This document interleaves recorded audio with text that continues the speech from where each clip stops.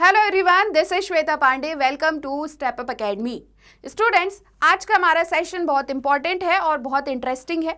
ज़्यादा टाइम इसलिए नहीं लगाएंगे क्योंकि आज के हमारे सेशन का नाम है सुपर क्विक रिवीजन। ठीक, तो चैप्टर नंबर 1 है क्लास 12th पॉलिटिकल साइंस का द एंड ऑफ बाइपोलैरिटी। ये चैप्टर का हम वन शॉट कंप्लीट कर चुके हैं, मतलब वन शॉट रिवीजन। एक्चुअल में वन शॉट रिवीजन में क्या था, हम ये देख रहे थे कि हमें द एंड ऑफ बाइपोलैरिटी में क्या क्या चीज़ें दी गई हुई हैं और पूरे चैप्टर को हमने हर एक सेंटेंस को काफ़ी अच्छे से रीड किया, समझा और काफ़ी सारे एग्जाम्पल्स भी देखे थे। ठीक, तो अगर इस चैप्टर से रिलेटेड कोई क्वेश्चन आ भी जाता है और आप लोगों ने वन शॉट वीडियो देखे हैं तो आपको हर एक सेंटेंस के बारे में सारी चीज़ें पता हैं बहुत अच्छे से, और आप क्या कर सकते हैं, उन सेंटेंस को यूज़ करके अपने आंसर्स को लिख सकते हैं। बट अब बात आ गई है समराइज करने की। ठीक, तो समराइज कैसे किया जाए इस चैप्टर को, आज के सेशन में हम देखेंगे कि कैसे ये इतना बड़ा चैप्टर समराइज हो चुका है। ठीक, और अगर हम बात करें सुपर क्विक रिवीजन की तो यहाँ पर हम मेन इंपॉर्टेंट पॉइंट्स देखने वाले हैं। हर एक टॉपिक जो आपको सिलेबस में दिया गया है यहाँ पर, वो हर एक टॉपिक है, उससे रिलेटेड जितना भी थ्योरी पार्ट होना चाहिए ये भी है, इम्पॉर्टेंट है। आपको क्या करना है, आपको यहाँ पर पेन और कॉपी लेके बैठना है। कुछ पॉइंट्स अगर मैं यहाँ पर आपको बताती हूँ कि इसको नोट डाउन कर लीजिए तो कर लीजिएगा। ठीक, अच्छा, सेशन स्टार्ट करने से पहले ऐसे समझ लो, मान लो कोई क्वेश्चन आ गया तो सोवियत सिस्टम 1 मार्क में आ जाए, 4 मार्क में आ जाए, 6 मार्क्स में आ जाए, तो सोवियत सिस्टम से रिलेटेड यहाँ पर हम सारी इंपॉर्टेंट चीज़ें देख लेंगे, कुछ डेटा यहाँ पर देख लेंगे जो आप यूज़ कर सकते हैं अपनी आंसर राइटिंग में। ठीक, तो स्टार्ट करेंगे सेशन और सबसे पहले हमें समझना है कि सोवियत सिस्टम क्या था। हम बहुत अच्छे से जानते हैं कि सोशलिस्ट, अगर हम बात करें union of Soviet socialist Republic की, तो ये इमर्ज हुआ था सोशलिस्ट रिवॉल्यूशन के बाद। और सोशलिस्ट रिवॉल्यूशन कहाँ पर हुआ, रशिया में हुआ 1917 में। तो पहला डेटा तो हमको ये मिल गया। ठीक, कैसे इमर्ज हुआ, तो ये इमर्ज हुआ सोशलिस्ट रिवॉल्यूशन के बाद, जो कि हुआ था 1917 में रशिया में, और उसके बाद यूएसएसआर इमर्ज होता है। यूएसएसआर का फुल फॉर्म याद कर लीजिए, union of Soviet socialist Republic. ठीक, यहाँ तक क्लियर हुआ। नेक्स्ट पॉइंट अगर हम समझें कि सोशलिस्ट रिवॉल्यूशन जो था, एक जो क्रांति आई एक तरीके से, सोशलिस्ट क्रांति की हम बात कर रहे हैं, तो ये इन्फ्लुएंस कहाँ से हुई। हम जानते हैं पॉलिटिकल साइंस में कोई भी चीज़ इस्टेब्लिश हो रही है, फाउंड की जा रही है, ड्रॉबैक्स हैं, एडवांटेजेस हैं, डिसएडवांटेजेस हैं, ये सारी चीज़ें, कुछ भी हो रहा है तो उसका कोई एक बेस होता है और उस बेस से निकल के सारी चीज़ें होती हैं। जैसे अगर हम बात करें वॉल्केनो की, तो वॉल्केनो का अपना एक एपिसेंटर होता है जहाँ से ये एक तरीके से ब्लास्ट होता है और ये सारी चीज़ें हो जाती हैं। ठीक, तो क्लियर हुआ यहाँ तक। तो सोशलिस्ट रिवॉल्यूशन अगर क्वेश्चन आ जाए कि किस चीज़ से इन्फ्लुएंस्ड था, ठीक, ये क्वेश्चन आएगा तो आपको आंसर में लिखना है कि सोशलिस्ट रिवॉल्यूशन 2 चीज़ों से इन्फ्लुएंस्ड था। सबसे पहले तो सोशलिज्म के आइडियल्स से, आइडियल्स ऑफ सोशलिज्म, जो एक समाजवाद की बात कर रहे थे, ये जो आइडियल्स थे, के बहुत सारे पॉइंट्स रहे होंगे, इन सारी चीज़ों से ये इन्फ्लुएंस्ड था। और दूसरा जो इगैलिटेरियन सोसाइटी की नीड थी, तो इगैलिटेरियन सोसाइटी क्या होता है हमने इसे भी समझा हुआ है। तो इगैलिटेरियन सोसाइटी वो सोसाइटी होती है जो इर्रिस्पेक्टिव ऑफ किस चीज़ के होती है, caste, creed, religion, gender, birth of place. ठीक, इन सारी चीज़ों को बेस नहीं बनाया जाता इगैलिटेरियन सोसाइटी में।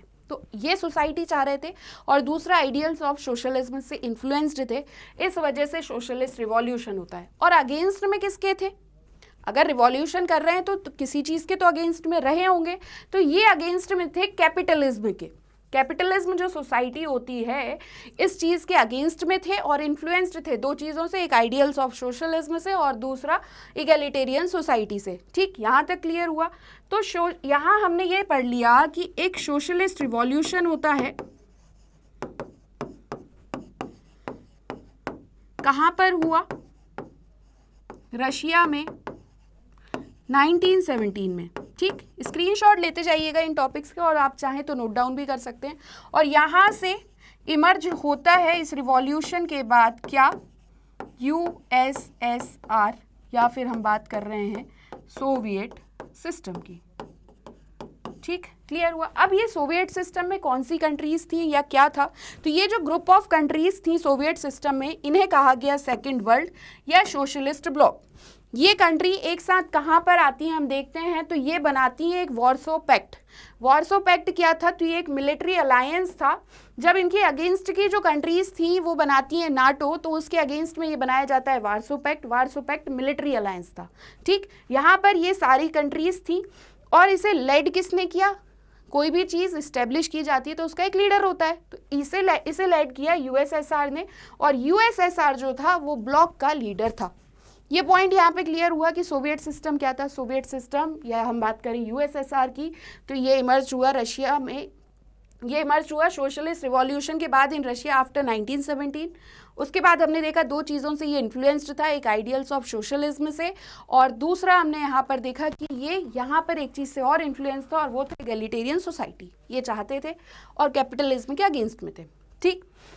ये ग्रुप ऑफ कंट्रीज़ को क्या कहा जाता था, तो सेकेंड वर्ल्ड या सेकेंड सोशलिस्ट ब्लॉक कहा जाता था। वार्सो पैक्ट इन्हीं कंट्रीज़ का था, जहाँ पे लीडर कौन था, यूएसएसआर था, और जो ब्लॉक का लीडर था वो भी यूएसएसआर था, ठीक। क्लियर हुआ। इस वजह से इसे सोवियत सिस्टम या यूएसएसआर हम दोनों कहते हैं।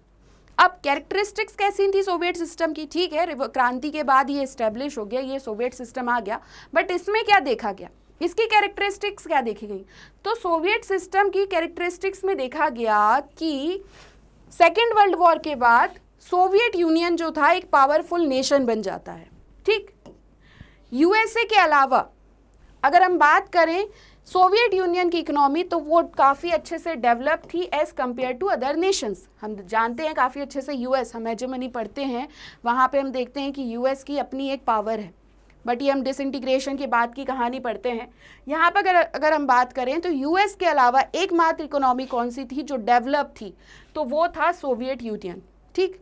अगर यहाँ पे स्टैंडर्ड ऑफ लिविंग की बात करें सारे सिटीजन्स की कैसी थी, तो ये काफ़ी अच्छे से एश्योर्ड की गई थी सोवियत सिस्टम के अंदर, कि जो स्टैंडर्ड ऑफ लिविंग था सभी सिटीजन्स का वो बहुत अच्छे से था। A minimum standard of living was assured for all the citizens under the Soviet system. अब आप ये सोच रहे होंगे कि ये इतना बेहतरीन सिस्टम है, इतना बढ़िया तरीके से सोवियत यूनियन है, तो डिसइंटीग्रेशन कैसे हुआ, तो ये भी हम पढ़ेंगे।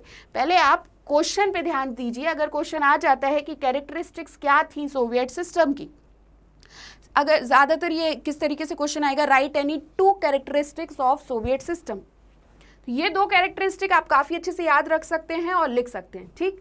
सबसे पहले सोवियत यूनियन पावरफुल नेशन बना सेकेंड वर्ल्ड वॉर के बाद। यूएस के अलावा ये एकमात्र ऐसा यूनियन था जिसकी इकोनॉमी काफ़ी अच्छे से डेवलप थी। और दूसरा हमने पढ़ा कि minimum standard of living assured की गई थी सभी सिटीजन्स के लिए, ठीक। क्लियर हुआ। अब फिर ड्रॉबैक्स क्या रहे, हमने देखा काफ़ी बेहतरीन तरीके से इस्टेब्लिश हुआ, कैरेक्टरिस्टिक्स भी थी, और कोई भी चीज़ों की अगर पॉजिटिविटी भी है तो निगेटिविटी भी होगी, मतलब कि पॉजिटिव पॉइंट्स हैं तो निगेटिव पॉइंट्स भी होंगे। तो सोवियत सिस्टम के ड्रॉबैक्स क्या थे, तो एक्चुअल में यहाँ पर क्या हुआ, जो ड्रॉबैक्स में अगर हम पढ़ें तो सोवियत सिस्टम बहुत ज़्यादा ब्यूरोक्रेटिव और अथॉरिटेटिव बन जाता है, ठीक है। नेचर में ब्यूरोक्रेटिक एंड अथॉरिटेरियन नेचर हो जाता है, मतलब जैसे हम ये कह सकते हैं कि हम जो कह रहे हैं वही होगा, हम किसी की बात नहीं सुनेंगे, कोई व्यक्ति क्या कह रहा है हमें कोई मतलब नहीं है, हमारी बातों से हमारे डिसीजन से किसी को क्या अफेक्ट हो रहा है हमें कोई मतलब नहीं है, हम जो कह रहे हैं वही करना है। तो इस तरीके से जो सोवियत सिस्टम था वो ब्यूरोक्रेटिक होता है और अथॉरिटेरियन हो जाता है नेचर में। अच्छा, डेमोक्रेसी का आप लोग मतलब समझते हैं, डेमोक्रेसी मतलब क्या, कि पीपल्स का पार्टिसिपेशन होना। अगर हम इंडिया की बात करें तो यहाँ डेमोक्रेसी है, हर एक डिसीजन पे हम कहते हैं पीपल्स का पार्टिसिपेशन है। क्यों, क्योंकि जो डिसीजन ले रहे हैं वो जो रिप्रेजेंटेटिव्स हैं उन्हें हमने वोट करके पार्लियामेंट में भिजवाया है, यह हमने क्लास 11th में पढ़ा हुआ है बहुत अच्छे से। बट अगर ठीक उसी के अपोजिट नेचर की बात करें तो वो ही था सोवियत सिस्टम का, ठीक। क्लियर हुआ। डेमोक्रेसी, नेक्स्ट पॉइंट वही हम आ रहे हैं कि लैक ऑफ डेमोक्रेसी था और लोगों को फ्रीडम ऑफ स्पीच नहीं था, इस वजह से ये सारी चीज़ें लोगों को और दबा देती हैं, ठीक। क्लियर हुआ। उसके बाद हम देखते हैं Soviet system one party system पर बेस्ड था, और वो पार्टी कौन थी, communist party. One party system मतलब कि एक ही पार्टी रूल करेगी, कोई और पार्टी खड़ी नहीं होगी इनके सामने आके, या इलेक्शन में या किसी भी चीज़ में। ये जो वन पार्टी सिस्टम था ये ड्रॉबैक था सोवियत सिस्टम का, ठीक, तो हमने यहाँ से 3 पॉइंट जो देखे, सबसे पहले आपको लिखना है कि ब्यूरोक्रेटिक और अथॉरिटेरियन था नेचर में, लैक ऑफ डेमोक्रेसी थी, absence of freedom of speech था, दैट स्टिफल्ड द पीपल, कहीं ना कहीं तक ये सारी चीज़ें दबा देती हैं लोगों को, और ये बेस्ड था वन पार्टी सिस्टम पर, और वो पार्टी थी कम्युनिस्ट पार्टी। ठीक, अब क्वेश्चन आ जाए ड्रॉबैक्स बताइए सोवियत सिस्टम के, आई थिंक आप लोग बहुत अच्छे से लिख लेंगे। Bureaucratic, authoritarian, lack of democracy, one party system, and freedom of speech was not given to the people, और absence of freedom of speech। हम जानते हैं हमारे आर्टिकल 19 में freedom of speech and expression दिया गया है। ठीक, इस आधार पे हम देखते हैं कि हमें बोलने का अधिकार है, कुछ एक्सेप्शंस के साथ है, बट यहाँ पे लोगों को बोलने का अधिकार नहीं दिया गया था। अब मान लीजिए आप पे कोई जुल्म ढा रहा है बहुत भयंकर तरीके से, आपको बोल रहा है कि ऐसा करो वैसा करो, और आपसे कह रहे हैं आपको कुछ बोलना भी नहीं है, तो आप कहीं ना कहीं तक आप क्या करेंगे, अगेंस्ट में जाएंगे उस व्यक्ति के, और आप कहेंगे कि इस व्यक्ति को हमसे दूर कर दो, या कोई सिस्टम अगर होगा तो उसे ख़त्म कर दो। ठीक उसी तरीके से यहाँ भी हुआ कि जो गवर्नमेंट थी, जो सिस्टम था, ये कहीं ना कहीं तक क्या कर रहा था, फ्रीडम ऑफ स्पीच नहीं दे रहा था लोगों को, और डेमोक्रेसी नहीं दे रहा था, पीपल्स का पार्टिसिपेशन ही नहीं था। ये सारी चीज़ें ड्रॉबैक्स बनती हैं सोवियत सिस्टम की।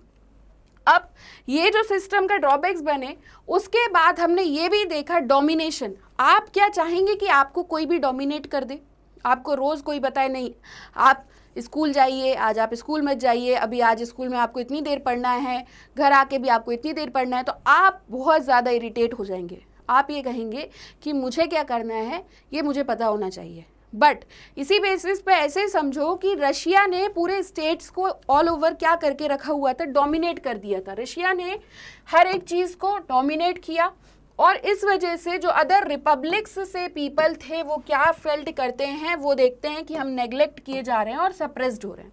ठीक, ऐसे समझो ये एक सोवियत सिस्टम है। ठीक, इसमें है रशिया, और रशिया क्या कर रहा है, ये पूरे सिस्टम को डोमिनेट कर रहा है। अब डोमिनेट करके कुछ अच्छा तो कर नहीं रहा होगा रशिया की कुछ पॉलिसीज अच्छी नहीं रही होंगी, तो इस वजह से यहाँ के जो रिपब्लिक्स के जो पीपल थे, ये जो अदर स्टेट्स जो थे, यहाँ के जो लोग थे, ये अपने आप को देखते हैं कि हमें क्या किया जा रहा है, नेग्लेक्ट किया जा रहा है। ठीक, इस वजह से नाखुश थे ये लोग और सप्रेस्ड किया जा रहा है। Soviet Union lagged behind the west in technology and infrastructure, और मेनली क्या था, वेस्ट से ही लड़ाई थी ऑल ओवर, और ये देखा गया कि सोवियत यूनियन काफ़ी पीछे रह गया टेक्नोलॉजी में और इंफ्रास्ट्रक्चर में। ठीक है, क्लियर हुआ। तो ये ड्रॉबैक्स थे सोवियत सिस्टम के। अब हम आते हैं कि डिसइंटीग्रेशन कैसे हुआ सोवियत यूनियन का। अभी तक ये सारी चीज़ें समझ पढ़ के आपको ये समझ आ गया होगा कि डिसइंटीग्रेशन होना तो स्वाभाविक ही था सोवियत यूनियन का। ठीक, बहुत जनरल था कि डिसइंटीग्रेशन होगा, सोवियत यूनियन की समाप्ति होगी, जितने भी इसमें रिपब्लिक्स हैं ये सब बिखर जाएंगे। क्यों? क्योंकि रशिया डोमिनेट कर रहा है, और एक भी नहीं चाह रहा है कि इस तरीके से डोमिनेशन हो कि हमें सप्रेस्ड किया जाए, नेग्लेक्ट किया जाए, डेमोक्रेसी नहीं है, ब्यूरोक्रेटिक हो रहे हैं। तो आप खुद जानते हैं अगर फैमिली में अगर डोमिनेशन होने लग जाए या कुछ ऐसी चीज़ें होने लग जाए जो ठीक ना लगे तो सब बिखर जाते हैं। ठीक उसी तरीके से सोवियत सिस्टम में ये सारी चीज़ें कारण बनती हैं डिसइंटीग्रेशन का। बट हमें आंसर फॉर्म में कैसे लिखना है ये आप समझिए। तो डिसइंटीग्रेशन में अगर हम देखें तो बहुत सी सीरीज होती है इवेंट्स की जो रिस्पॉन्सिबल थी यूएसएसआर के डिसइंटीग्रेशन के लिए या सोवियत सिस्टम के। ठीक, कुछ यहाँ पर हमने डिस्कस किए हैं। सबसे पहले तो हम आते हैं ईस्ट यूरोपियन कंट्रीज़ पे। तो बहुत सी ईस्ट यूरोपियन कंट्रीज़ में जो लोग थे जो सोवियत ब्लॉक का पार्ट थे, ये क्या करते हैं, अब प्रोटेस्ट करना स्टार्ट करते हैं अपनी ही गवर्नमेंट के अगेंस्ट में और यूएसएसआर की यूएसएसआर के जो डोमिनेशन हो रहा था इनके अगेंस्ट में। Without right intervention from USSR at the right time, communist government in the second world collapsed after one after another. मतलब यहाँ पे ये हुआ कि जो सोवियत था, ठीक, या जो यूएसएसआर था, इसने राइट टाइम पर इंटरवेंशन नहीं किया सारी चीज़ों का, और इस वजह से एक एक करके जो सेकेंड वर्ल्ड में कम्युनिस्ट गवर्नमेंट थी ये क्या होती है, कोलैप्स्ड होती जाती है। ये चीज़ हमें यहाँ पर देखने को मिलती है। क्लियर हुआ। तो सबसे पहला इवेंट जो हमने डिसइंटीग्रेशन पर पढ़ा सोवियत यूनियन का, वो हमने ये देखा कि ईस्ट यूरोपियन कंट्रीज़, यहाँ पर अगर मैप के बेसिस पर आप देखें तो जो ये ईस्ट यूरोपियन कंट्रीज़ थी ये सोवियत ब्लॉक का पार्ट थी, ठीक, ऐसे समझो थोड़ा सा, अगर हम लिख के समझते हैं, देखो सोवियत ब्लॉक का जो पार्ट थी कुछ कंट्रीज, और वो कौन सी कंट्रीज, ईस्ट यूरोपियन कंट्रीज, ये यहाँ के लोग प्रोटेस्ट करना स्टार्ट करते हैं किसके अगेंस्ट में, अपनी ही गवर्नमेंट के अगेंस्ट में और यूएसएसआर के अगेंस्ट में। यूएसएसआर सही टाइम पे इंटरवेंशन नहीं करता है, सही टाइम पर स्टेप्स नहीं लेता है, और इस वजह से ये देखा जाता है कि एक एक करके सारे जितनी भी कम्युनिस्ट गवर्नमेंट थी सेकेंड वर्ल्ड में ये कोलैप्स हो जाती हैं। और सेकेंड वर्ल्ड हम किसे कह रहे थे, या सोवियत ब्लॉक, तो ये सोवियत सिस्टम में जो कंट्रीज थी, जो रिपब्लिक्स थे, इन्हें कह रहे थे, इनमें जो गवर्नमेंट थी कम्युनिस्ट गवर्नमेंट, वो कोलैप्स्ड होती जाती हैं। ये पहला इवेंट था। सेकेंड हम आते हैं गोर्बाचेव पे। गोर्बाचेव बहुत अच्छे से रिफॉर्म्स करना चाहते थे, बहुत बढ़िया सारी इच्छाएं थी गोर्बाचेव की कि हम सारी चीज़ों को ठीक कर दें। तो सबसे पहले तो गोर्बाचेव यहाँ पे आइडेंटिफाई करते हैं कि इकोनॉमिक और पॉलिटिकल प्रॉब्लम्स क्या हैं और उसके बाद इसके रिफॉर्म्स क्या होने चाहिए। तो ये बहुत सारे सुधार करने की कोशिश करते हैं, और ये क्यों कर रहे हैं, ये चाहते थे कि इकोनॉमी रिवाइव हो जाए। लेकिन ये देखा गया कि this was a deviation from the communist policies and was more associated with the market economy. लेकिन जो गोर्बाचेव के हम रिफॉर्म्स देख रहे थे, तो ये देखा गया कि कहीं ना कहीं तक कम्युनिस्ट की जो पॉलिसीज हैं उनसे डिफरेंट हैं और ज़्यादा एसोसिएटेड है मार्केट इकोनॉमी से।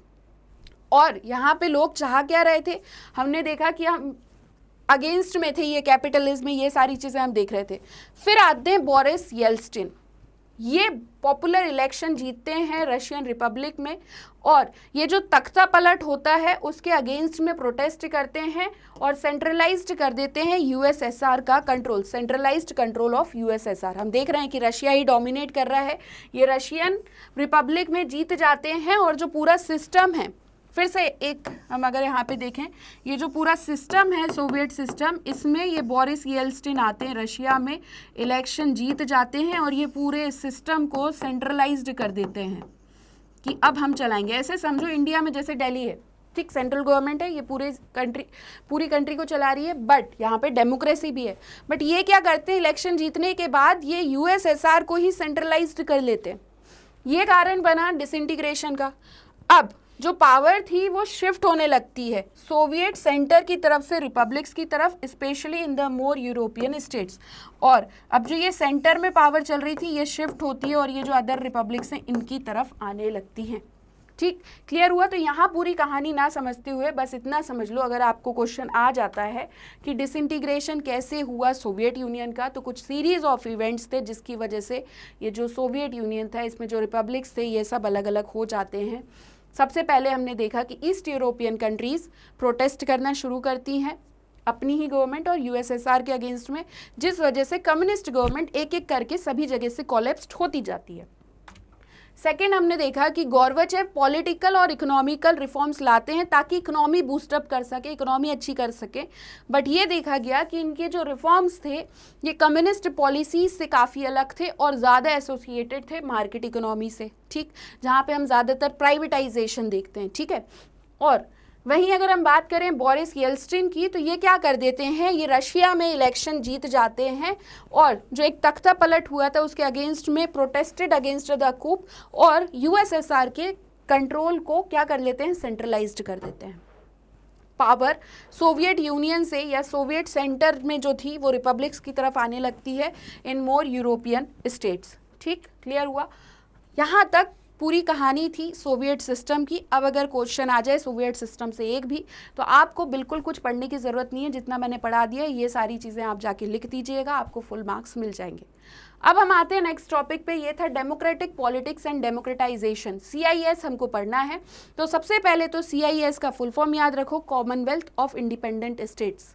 ठीक, कब बना CIS? तो ये रीजनल ऑर्गेनाइजेशन था। रीजनल ऑर्गेनाइजेशन क्या होता है कि मान लो इतना पर्टिकुलर एरिया है, यहाँ कंट्रीज जो एकदम पास पास रह रही हैं, तो ये हो गई क्षेत्रीय। ठीक, एक बहुत बड़ा एरिया है, उसमें ये एरिया है, इसमें ये पास पास रह रही है, तो इन लोगों ने एक ऑर्गेनाइजेशन बना लिया अपने ही वेलफेयर के लिए, अपने ही आसपास के लोगों का भला करने के लिए। और जितने भी हमने देखे ऑर्गेनाइजेशंस के क्या मोटिव होते हैं इस बेसिस पे बना दिया। तो उसी तरीके से CIS भी बना था, जो कि था कॉमनवेल्थ ऑफ इंडिपेंडेंट स्टेट्स। जो इंडिपेंडेंट स्टेट्स थे उनका एक कॉमनवेल्थ था, ये ऐसे समझ लो। और ये इस्टेब्लिश्ड कब हुआ? दिसंबर 1991 में।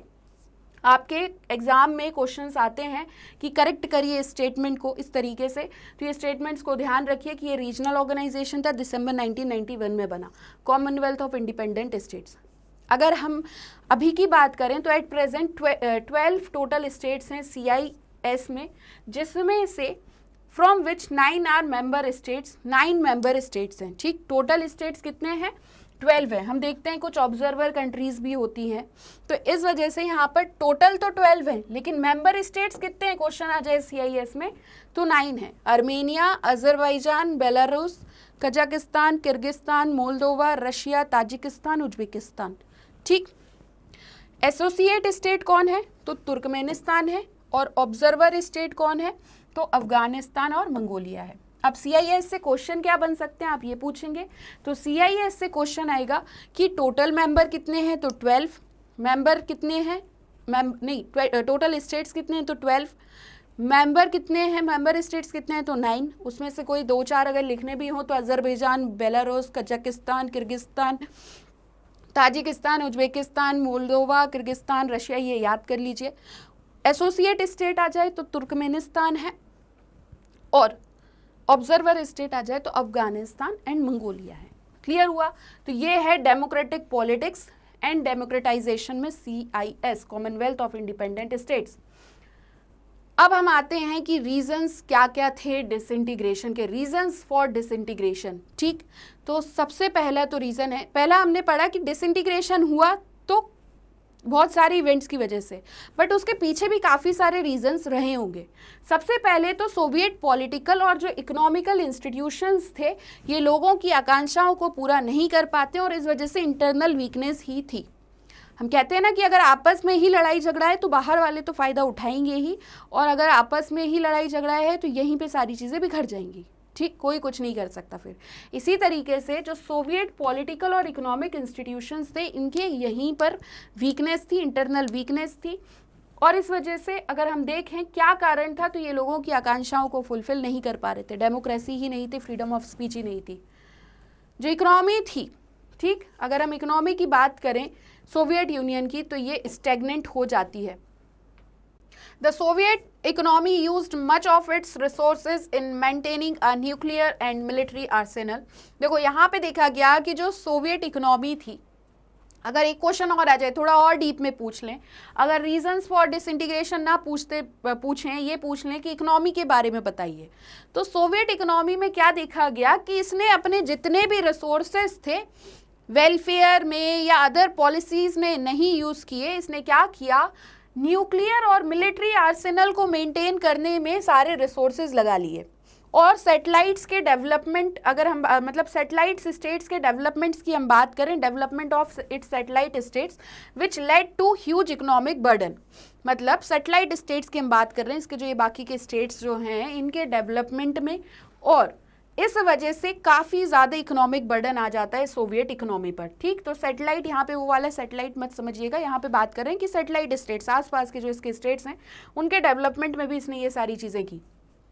गोर्बाचेव के जो रिफॉर्म्स थे, अभी हमने देखा कि ये रिवाइव करने के लिए वर्क कर रहे थे, रिफॉर्म्स कर रहे थे, बट इस वजह से सिस्टम और क्या हो जाता है, लूज हो जाता है, वीक हो जाता है।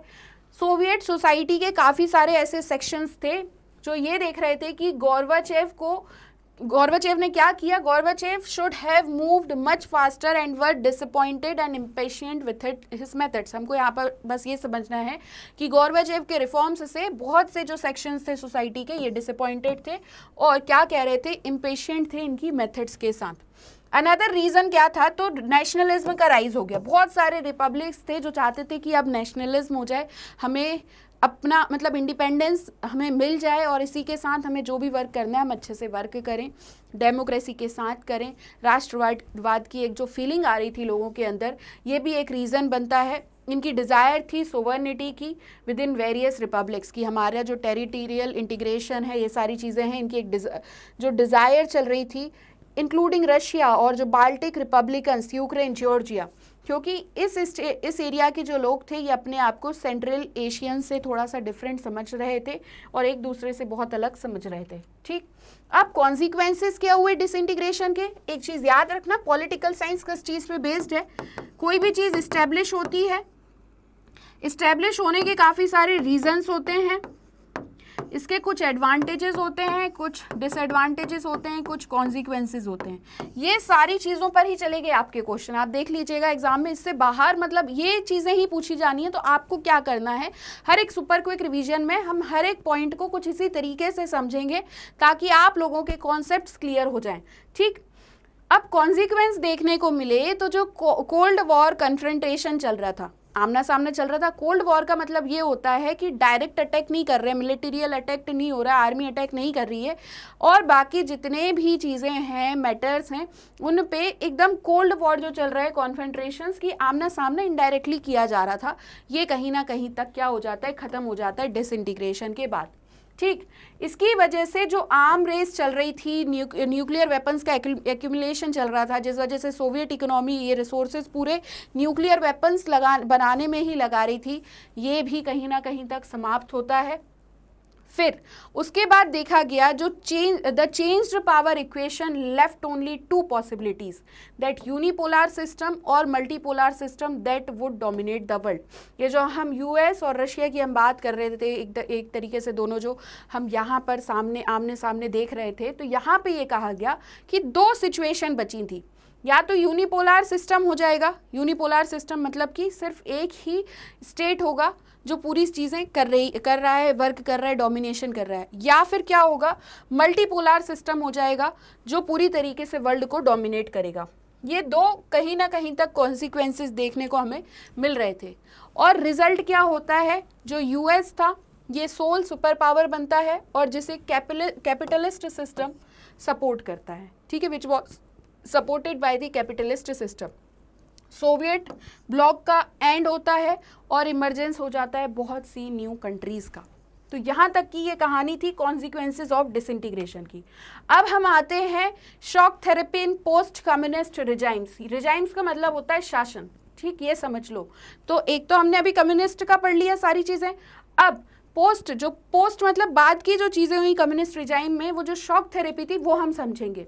तो शॉक थेरेपी कुछ नहीं था। शॉक थेरेपी ऐसे समझ लो कि कोई व्यक्ति अगर कोमा में चला गया या जो डेथ होने वाली है उसकी, तो उसको वो दिया जाता है शॉक थेरेपी के लिए, कोई एकदम से उठ जाता है। ऐसे सब देखा होगा आप लोगों ने, मेडिकल फील्ड में हम ये सारी चीज़ें देखते हैं। तो कुछ उस तरीके से शॉक थेरेपी में भी हुआ। शॉक थेरेपी में क्या किया, ये एक मॉडल ऑफ ट्रांजिशन था। और ट्रांजिशन कहाँ से कहाँ पर आया, तो जो अथॉरिटेरियन सोशलिस्ट सिस्टम चल रहा था, कहाँ पे आ जाते हैं, टू अ डेमोक्रेटिक कैपिटलिज्म पे, ठीक। तो ये था शॉक थेरेपी इन पोस्ट कम्युनिस्ट रिजाइम्स। याद रखना, मॉडल ऑफ ट्रांजिशन था अथॉरिटेरियन सोशलिस्ट से किस तरफ, डेमोक्रेटिक कैपिटलिस्ट सिस्टम की तरफ। रशिया, सेंट्रल एशिया और ईस्ट यूरोप में अगर हम बात करें, जो कैपिटलिस्ट सिस्टम थे ये इन्फ्लुएंस्ड होते हैं वर्ल्ड बैंक से और आईएमएफ से, ठीक। वर्ल्ड बैंक का और आईएमएफ, इंटरनेशनल मॉनेटरी फंड का अपना काफ़ी इंपॉर्टेंट रोल रहा है। बट अगर यहाँ पर हम समझें शॉर्ट में, तो रशिया, सेंट्रल एशिया और ईस्ट यूरोप, ये तीनों दैट वाज कैपिटलिस्ट सिस्टम थे, ये इन्फ्लुएंस्ड हो जाते हैं वर्ल्ड बैंक और आईएमएफ से, influenced by the world bank and the IMF, ठीक। अब फीचर्स क्या थे शॉक थेरेपी, आप बोल रहे होंगे कि ये एक मॉडल ऑफ ट्रांजिशन है, यहाँ से यहाँ ट्रांजिट हो गया, तो एक्चुअल में क्या था शॉक थेरेपी में। तो यहाँ पे ये समझो कि जो प्राइवेट ओनरशिप थी was to be the dominant part of ownership of property. It meant that private ownership was to be the dominant pattern of ownership of property. मतलब कि जो प्रॉपर्टी की ओनरशिप होगी, मान लीजिए कोई भी एक व्यक्ति किसी की प्रॉपर्टी है, तो उसका नेचर कैसा रहेगा, तो ये प्राइवेट ओनरशिप होगी, ठीक। स्टेट एसेट्स जितने भी थी, जितनी भी संपत्ति थी, जितने भी कॉरपोरेट थे, इन सभी चीज़ों का हमने प्राइवेटाइजेशन देखा। ये इमीडिएटली क्या हो गया, ब्रॉट इन हुआ, ठीक। Privatisation of state assets and corporate ownership patterns were to be immediately brought in. उसके बाद जो कलेक्टिव फार्म्स थे, इस पे क्वेश्चन बहुत बार आ चुका है, चाहे हम एमसीक्यूज में देखें, 1 मार्क्स में देखें, ये इंपॉर्टेंट है। कलेक्टिव फार्म्स कहाँ पर रिप्लेस किए गए और कैसे रिप्लेस हुए, तो कलेक्टिव फार्म को रिप्लेस किया था प्राइवेट फार्मिंग ने और कैपिटलिज्म में, एग्रीकल्चर में, इन एग्रीकल्चर, ठीक। ये जो पॉइंट्स हैं, ये फीचर्स हैं शॉक थेरेपी के। अगर क्वेश्चन आ जाए तो इसका स्क्रीनशॉट ले लो और यही का यही लिख देना, इसके अलावा कुछ भी नहीं लिखना है, ठीक। अब कॉन्सिक्वेंसेस क्या थे शॉक थेरेपी के, तो इस वजह से शॉक थेरेपी की वजह से इकोनॉमी और जो डिजास्टर आया एक तरीके से लोगों के ऊपर, और इकोनॉमी कहीं ना कहीं तक पूरी तरीके से रुइन हो जाती है।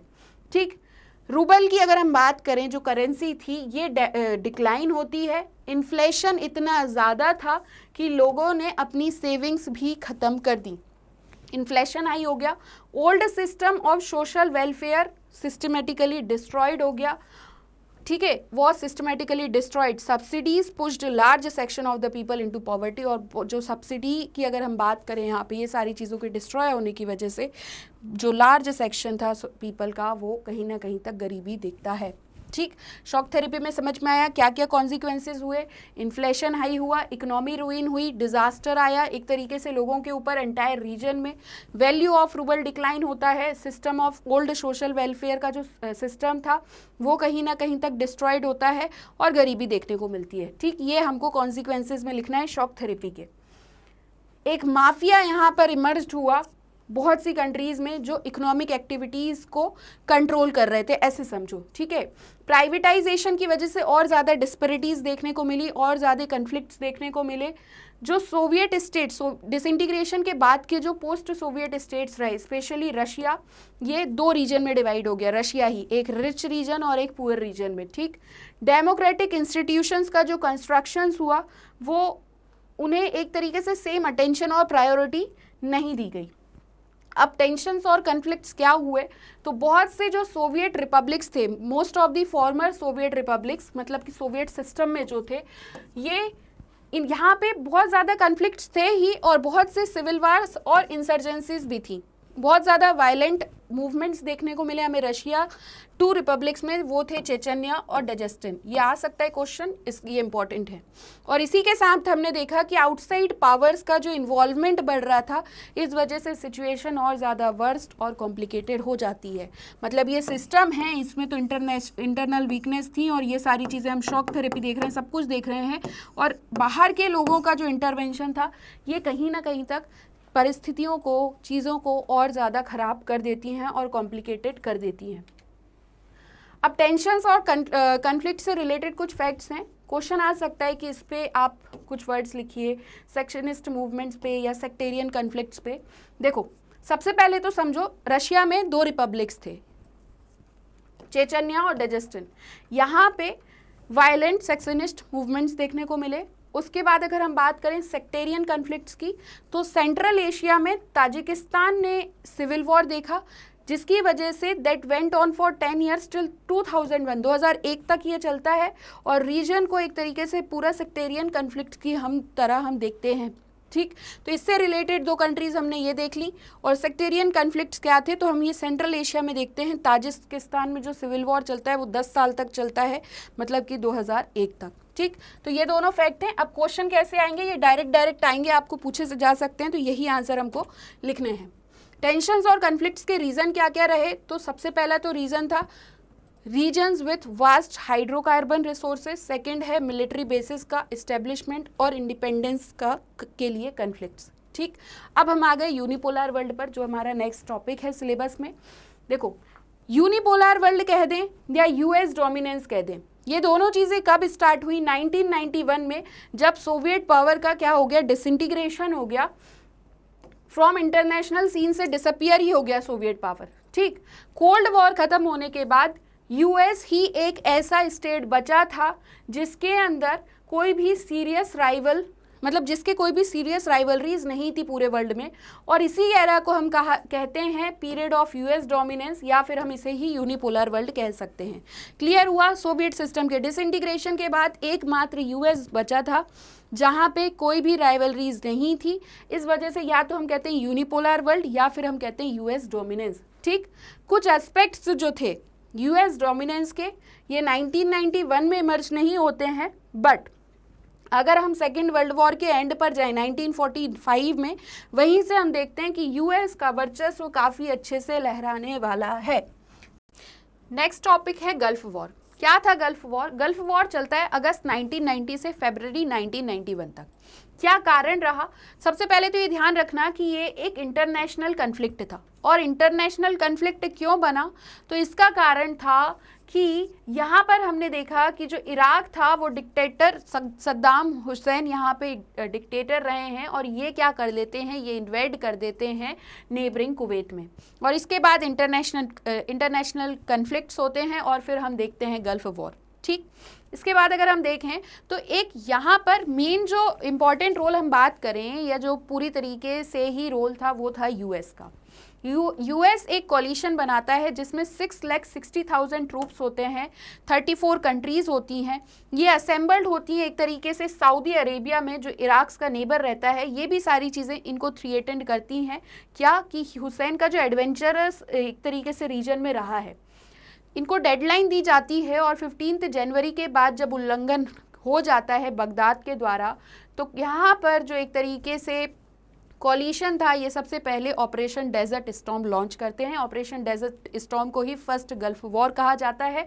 देखा जाता है कि जो ये वॉर था, ये बहुत ज़्यादा तरीके से लड़ा गया था यूएस में ही। यहाँ पे टेक्नोलॉजिकल गैप देखने को मिलता है, एक तरफ यूएस और बाकी दूसरी तरफ नेशंस इस वॉर में। ठीक है, वॉर ये एंड हो जाता है 28 फरवरी 1991 को। और कब कैसे एंड हुआ?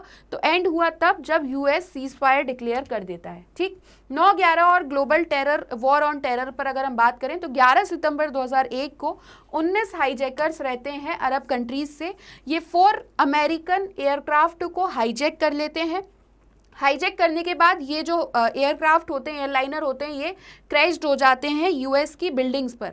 सबसे पहली बिल्डिंग तो थी नॉर्थ और south tower world trade centre का न्यूयॉर्क में। थर्ड एयरक्राफ्ट जो था वो पेंटागन बिल्डिंग में जाते हैं, आर्लिंगटन वर्जीनिया, जो यूएस डिफेंस डिपार्टमेंट का हेडक्वार्टर था। 9/11 का हमला आज भी याद किया जाता है। और जो 4th एयरक्राफ्ट था, तो जो कैपिटल बिल्डिंग थी यूएस कांग्रेस की, ये came down in a field इन पेनिनसिल्वेनिया, और ये अटैक को कहते हैं 9/11 का अटैक। ठीक, मिडिल ईस्ट क्राइसिस अफगानिस्तान पर आते हैं। तो अफगानिस्तान में हम सीरीज ऑफ वॉर्स देखते हैं, इवेंट्स देखते हैं जो अफगानिस्तान में लड़े जा रहे थे 1978 से ही। और इसकी शुरुआत कहाँ से होती है? तो मिलिट्री कूप यहाँ पर भी होता है, सौर रिवॉल्यूशन मिलिट्री कूप। ये कहीं ना कहीं तक आर्म्ड कन्फ्लिक्ट्स हम देखते हैं, जिस वजह से ये सारी चीज़ें क्या करती हैं, डोमिनेटेड एंड अफ्लिक्टेड अफगानिस्तान और सोवियत वॉर की अगर हम बात करें तो 1979 में स्टार्ट हुआ और 1989 में ख़त्म हो जाता है। ठीक, सोवियत आर्मी इंटरवेन करती है कंट्री में, ताकि ये क्या कर सके, सिक्योर कर सके ruling people's democratic party of Afghanistan following large waves of rebellion against the government. Middle East crisis में ज़्यादा कुछ लिखना नहीं है आप लोगों को। अगर क्वेश्चन आ भी जाता है तो ये ध्यान रखना कि जो अफगान सिविल वॉर था, ये किस किस के बीच में था?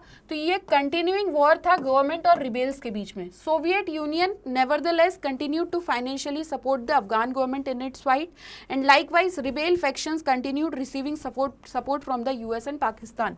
इतना समझ लो कि ये जो हम अफगान की बात कर रहे हैं, ठीक, हम देख रहे हैं कि गवर्नमेंट और रिबेल्स के बीच की ये लड़ाई थी।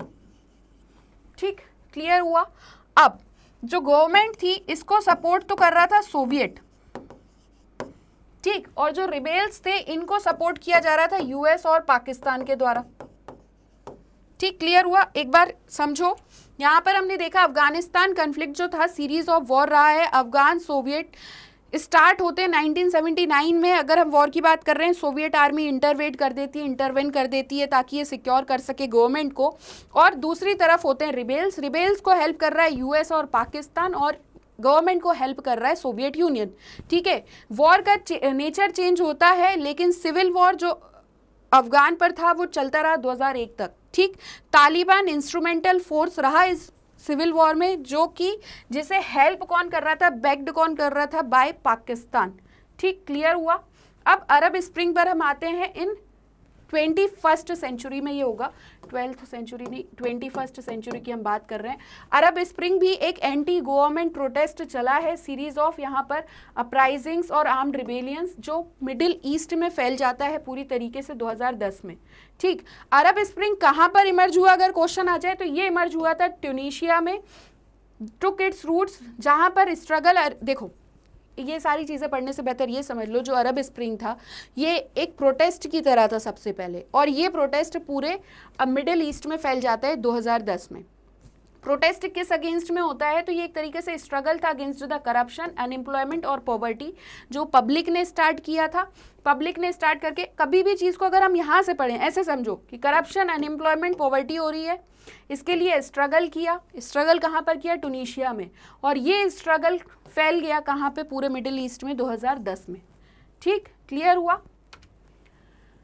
डेमोक्रेसी की डिमांड थी कि पीपल्स पार्टिसिपेशन हो, जो टूनीशिया में स्टार्ट हुई, ये कहाँ पे स्प्रेड हो गई? पूरी मुस्लिम डोमिनेटेड अरब कंट्रीज में, वेस्ट एशिया में। ठीक, यहाँ पर एक होस्नी मुबारक जी थे, ये पावर में रहे इजिप्ट में 1979 तक, ये भी कोलैप्स्ड हो गए, इनकी पार्टी भी, इनकी गवर्नमेंट भी कोलैप्स्ड हो गई as a result of the massive democratic protest. तो अरब स्प्रिंग का क्वेश्चन आता है कि प्रोटेस्ट कैसे फैला, तो ये सारे इसके रीजंस रहे, और उसके बाद Muslim dominated Arab countries West Asia में ये फैल गया। इसी के साथ अरब स्प्रिंग का इन्फ्लुएंस इतना ज़्यादा था कि यमन, बहरीन, लीबिया, सीरिया, यहाँ पे हम सिमिलर प्रोटेस्ट देखने लग गए पीपल के द्वारा कि हमें तो डेमोक्रेसी चाहिए पूरे रीजन में। तो ये था अरब स्प्रिंग। अरब स्प्रिंग का अगर क्वेश्चन आता है तो ध्यान रखना, एंटी गवर्नमेंट प्रोटेस्ट था। क्या नेचर था अरब स्प्रिंग का? Anti government protest. स्टार्ट कहाँ से हुआ? ट्यूनीशिया से हुआ। किस चीज़ के अगेंस्ट में हुआ? तो करप्शन, अनएम्प्लॉयमेंट, पॉवर्टी के अगेंस्ट में हुआ। इसके रिजल्ट क्या क्या हुए? तो जो होस्नी मुबारक थे इजिप्ट में, इनकी जो सत्ता थी ये कोलैप्स हो जाती है। इसी के साथ यमन, बहरीन, लीबिया, सीरिया में भी ये प्रोटेस्ट देखने को मिलते हैं। और एक तरीके से ये क्या था? People led to democratic awakening throughout the region. ठीक, इंपॉर्टेंट रोल क्या रहा अरब स्प्रिंग का? तो जो ग्लोबल क्राइसिस चल रहे थे पूरी तरीके से, ये चीज़ें इन्फ्लुएंस्ड करती हैं अरब को भी, अरब कंट्रीज़ के लोगों को भी, और ये भी प्रोटेस्ट स्टार्ट कर देते हैं। इसलिए ये न्यू टॉपिक जो है इस बार हमारे एडिशन में, सिलेबस में ऐड किया गया है। ठीक है, और इसके बाद हम देखते हैं कि जो ग्लोबल क्राइसिस थे इंपॉर्टेंट रोल प्ले कर रहे हैं अरब स्प्रिंग में। जैसे कि ऑयल प्राइजेस में डाउनफॉल देखने को मिला 2008-9 में। प्राइस ऑफ फूड में जो इंक्रीज हुआ, इसके भी क्राइसिस देखने को मिले। Youth bulge, education, awareness among the people and democracy gave rise to the Arab spring. कौन सी चीज़ों ने बढ़ावा दिया अरब स्प्रिंग को? तो ये भी कुछ कारण थे जिसमें हमने देखा rise in price of food, crisis in youth bulge, education, awareness, ये सारी चीज़ें भी लोगों को अवेयरनेस जो आती है और ये राइज देते हैं अरब स्प्रिंग को। Self immolation of Mohamed Bouazizi, जो street hawker of Tunisia, gave a sudden rise to the Arab spring. देखो, जैसे कि हम जानते हैं कि अगर हम 1857 के रिवॉल्यूशन की बात करें हमारे इंडिया में, तो हम देखते हैं एक तो उसका सर्टेन रीज़न था और एक काफ़ी टाइम से रीज़न चला आ रहा था। तो ये दोनों रीज़न हमें हर जगह देखने को मिलेंगे। क्या कॉन्सिक्वेंसेज हुए अरब स्प्रिंग के? तो जो अथॉरिटेरियन रूल था टूनीशिया में, ये रिमूव्ड हो जाता है, लीबिया से भी, इजिप्ट से भी और टूनीशिया से भी। ठीक, अथॉरिटेरियन रूल खत्म हुआ। अरब स्प्रिंग ने एक पब्लिक पॉलिटिकल स्फीयर की सिचुएशन मार्क की, फॉर्मेशन मार्क की, जहाँ पे कॉमन पीपल भी डिस्कस करते हैं पॉलिटिक्स को पब्लिक प्लेसेस पे। ठीक, तो यहाँ पे हमारा चैप्टर खत्म होता है। ये जो सुपर क्विक रिवीजन था ये कंप्लीट होता है। अगर कोई डाउट है तो कमेंट सेक्शन में ज़रूर पूछ लीजिए। अब हम आते हैं टाइमलाइन पर। एक बार टाइमलाइन गो थ्रू कर देते हैं तो आपको सारी चीज़ें कवर हो जाएंगी। 1985 से कहानी शुरू होती है। गोर्बाचेव जनरल सेक्रेटरी बनते हैं communist party of the Soviet union के, और ये अपॉइंट करते हैं बोरिस येल्त्सिन को कम्युनिस्ट पार्टी का हेड मॉस्को में, और यहाँ से सीरीज स्टार्ट होती है सोवियत यूनियन में सुधार की। ठीक, फिर क्या होता है 1988 में इंडिपेंडेंस मूवमेंट स्टार्ट हो जाता है लिथुआनिया में, और ये एस्टोनिया और लाटविया में जाके फैल जाता है। 1989 में क्या होता है, Soviet Union Warsaw pact declare करती है, जहाँ पे मेंबर्स फ्री थे अपने फ्यूचर को डिसाइड करने के लिए। ठीक, 1989 में बर्लिन वॉल का फॉल हम देखते हैं, और इसी बेसिस पे हम देखते हैं कि यूनिफिकेशन ऑफ जर्मनी। हम देख रहे थे कि जर्मनी वेस्ट और ईस्ट में बटा हुआ था। बर्लिन वॉल इसका बीच में सिंबलाइज कर रहा था डिवीजन को, और ये बर्लिन वॉल वहाँ के लोग गिरा देते हैं दोनों साइड के, और इस तरीके से यूनिफिकेशन होता है जर्मनी का। 1990 में गोर्बाचेव क्या करते हैं? गोर्बाचेव में हम देखते हैं strips the Soviet communist party of its 72 years long monopoly on power by calling on the Soviet parliament Duma to permit multi party politics. तो ये जो एक तरीके से 72 साल तक हम देख रहे थे इनकी पॉलिटिक्स का पूरा टाइम और मोनोपोली पावर पर, ये सारी कहीं ना कहीं तक चीज़ें समाप्त होती हैं। सोवियत पार्लियामेंट आती है जिसका नाम है ड्यूमा। ठीक, 1990 में 15 सोवियत रिपब्लिक्स में से लिथुआनिया पहला स्टेट बनता है जो अपनी इंडिपेंडेंस डिक्लेयर करता है। अगर क्वेश्चन आ जाए कि पहला स्टेट कौन से स्टेट ने डिक्लेयर की इंडिपेंडेंस, तो लिथुआनिया ने। 1990 में रशियन पार्लियामेंट अपनी डिक्लेयर करती है इंडिपेंडेंस सोवियत यूनियन से, तो ये भी अलग हो गए। फिर 1991 में येल्सिन क्या करते हैं, प्रेसिडेंट बन जाते हैं रशिया के, अभी कम्युनिस्ट पार्टी में नहीं थे। 1991 में कम्युनिस्ट पार्टी हेडलाइनर्स क्या करते हैं, कूप करते हैं गोर्बाचेव के अगेंस्ट में कि तख्ता पलट होना चाहिए। 1991 में 3 बाल्टिक रिपब्लिक्स, याद रखना, एस्टोनिया, लाटविया, लिथुआनिया, ये यूएन के मेंबर्स बन जाते हैं। ठीक, लेटर ये ज्वाइन कर लेते हैं नाटो को मार्च 2004 में। 8 दिसंबर 1991 को रशिया, बेलारूस, यूक्रेन ये डिसाइड करते हैं कि 1992 में कि treaty on the creation of USSR और इस्टेब्लिश करते हैं सीआईएस, जिसमें हम देखते हैं ये सारे स्टेट जो अभी हम डिस्कस कर चुके हैं। ठीक, रशिया यूएसएसआर की जगह ले लेता है एज यूनाइटेड नेशंस में, ये भी हम जानते हैं। फिर 25 दिसंबर 1991 में गोर्बाचेव रिजाइन कर देते हैं सोवियत यूनियन की प्रेसिडेंटशिप से और सोवियत यूनियन का एंड हो जाता है। और 18 दिसंबर 2010 में हम देखते हैं कि अरब स्प्रिंग स्टार्ट होती है। अरब स्प्रिंग बिगन, अगर हम अरब स्प्रिंग की बात करें तो जिस तरीके से हमने इसे रिलेट इसलिए किया एंड ऑफ बाइपोलैरिटी से, क्योंकि जितने भी क्राइसिस यहाँ पर चल रहे थे सोवियत यूनियन में, जितने भी लोग डेमोक्रेसी की बात कर रहे थे, ये सारी चीज़ें पूरे ऑल ओवर वर्ल्ड में इन्फ्लुएंस करती हैं। और इस वजह से हम अरब स्प्रिंग में भी स्ट्रगल देखते हैं लोगों का, पॉवर्टी के अगेंस्ट में, करप्शन के अगेंस्ट में, और इस तरीके से अरब स्प्रिंग भी पूरे मिडिल ईस्ट में फैल जाती है। तो यहाँ तक की हमारी कहानी थी। इसी के साथ आज का हमारे chapter number 1 the end of bipolarity का सुपर क्विक रिवीजन यहीं एंड होता है। नेक्स्ट सेशन में हम नेक्स्ट चैप्टर का सुपर क्विक रिवीजन और बेहतरीन तरीके से करेंगे और ये कोशिश करेंगे कि जितना ज़्यादा हम चीज़ों को इम्पॉर्टेंट टर्म को यहाँ पर डिस्कस कर सकें वही करेंगे। आपके आंसर फॉर्मेटिंग काफ़ी अच्छे से हो जाए और पूरा चैप्टर आपको बहुत अच्छे से समझ आ जाए। ठीक, और इससे ज़्यादा वीडियोस अगर आप देखना चाहते हैं तो आप हमारी वेबसाइट पर भी विजिट कर सकते हैं। और आई होप मैंने आज आपको जो भी पढ़ाया समझाया आपको बहुत अच्छे से समझ आया होगा। तो आप हमारे चैनल स्टेप अप अकेडमी को please like, share and subscribe करना बिल्कुल भी ना भूलें। Thank you.